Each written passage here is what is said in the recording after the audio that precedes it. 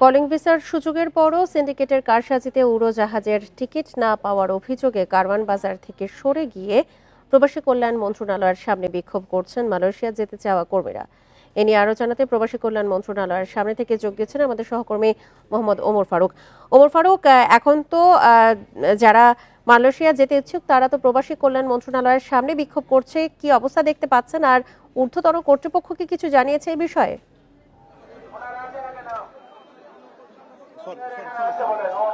দেখুন, সকাল 9:30টার দিকে কারওয়ান বাজারে যারা প্রবাসী যারা রয়েছে এখানে আপনারা দেখতে পাচ্ছেন মালয়েশিয়া যাওয়ার প্রত্যাশী তারা কিন্তু সেখানে অবস্থান কর্মসূচি গ্রহণ করেছিল।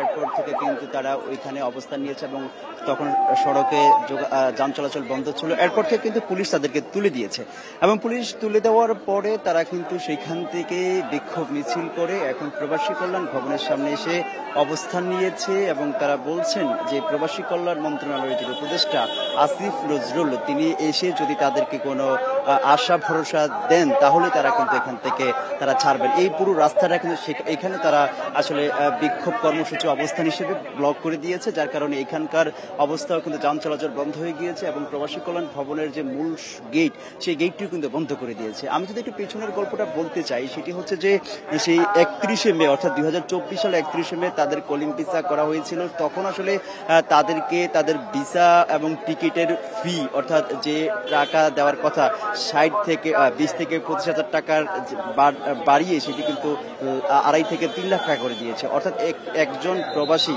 যখন মালয়েশিয়া যাবেন তার খরচ কিন্তু সেখানে প্রায় 6-7 লাখ টাকা হয়ে গিয়েছিল। তারপর সেই টাকা তারা পরিশোধ করার পরেও তারা কিন্তু টিকিট পায়নি, ভিসা পায়নি, যার কারণে তারা সেখানে যেতে পারেনি। এরপর থেকে কিন্তু যে 4টি এজেন্সির মূলত তাদের বিরুদ্ধে অভিযোগ, তারা কিন্তু প্রায় 8 থেকে 12,000 কোটি টাকা নিয়ে তারা লাপাত্তা হয়ে গিয়েছে। এরপর থেকে আপনাদের যে তথ্যটি জানিয়ে রাখি, এখন পর্যন্ত প্রায় 18,000 অর্থাৎ 18 থেকে 30,000 প্রবাসী রয়েছে যারা মালয়েশিয়া যাওয়ার কথা, কিন্তু তারা এখন পর্যন্ত সেখানে যেতে পারছেন না এবং তারা তখন থেকে গত বছর থেকে তারা আন্দোলন করে আসছিলেন। তারপর কিন্তু আওয়ামী লীগ সরকার পতনের পর এই সরকার অর্থাৎ এই যে সরকার তারা কিন্তু আশ্বাস দিয়েছিলেন তাদেরকে, যারা মালয়েশিয়ান সরকারের সঙ্গে কথা বলে তাদেরকে আশ্বাস দিয়েছিলেন। এই আশ্বাসের কারণে তারা এতদিন তারা কোনো ধরনের উদ্যোগ নেননি এই কোনো ধরনের আন্দোলনের। এই ফাঁকে যে 4-5টি এজেন্সি রয়েছে তারা কিন্তু বেশিরভাগই পালিয়ে গিয়েছে। তবে যে কয়েকটি এজেন্সি রয়েছে তারা বলছেন যে এখানে যারা রয়েছেন তারা সেই এজেন্সিগুলোতে যাওয়ার পর তাদের সাথে খারাপ ব্যবহার করছে, তাদের গায়ে হাত তুলছে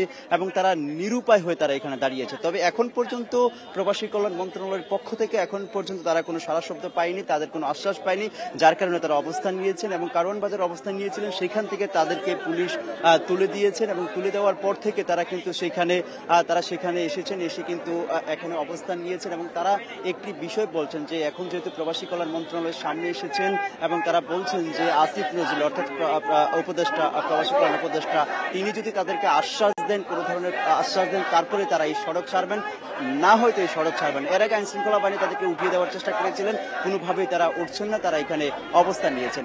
এই ছিল আমার কাছে সবশেষ। প্রবাসী কল্যাণ মন্ত্রণালয়ের সামনে থেকে মালয়েশিয়া যেতে ইচ্ছুক যারা বিক্ষোভ করছেন তাদের বিষয়ে বিস্তারিত জানাচ্ছিলেন আমাদের সহকর্মী।